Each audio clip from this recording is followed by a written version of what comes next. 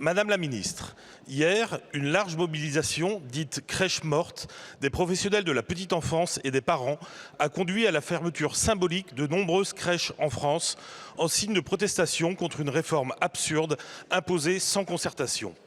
Je me suis rendu à la micro-crèche Câlin Doudou de Saint-Sauveur en Haute-Saône, dans ma circonscription. Là-bas, j'ai pu échanger avec les professionnels et les parents, tous inquiets face à l'impact désastreux de ce décret en cours d'examen au Conseil d'État. Ce texte menace directement l'avenir de la petite enfance. 15 000 professionnels risquent d'être licenciés en raison de l'interdiction faite aux titulaires d'un CAP de travailler. 80 000 places d'accueil pourraient disparaître et 6 500 crèches pourraient fermer.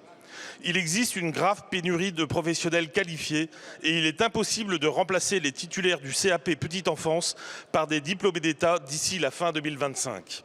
Les professionnels sont conscients du besoin d'un encadrement diplômé et ne sont pas opposés à la mise en place de nouveaux diplômes, mais ils vous demandent une concertation sur le calendrier de mise en place. Ainsi, ils vous demandent le report de la date butoir d'application de ce décret insensé, la mise en place d'un calendrier réaliste et la formation urgente des professionnels.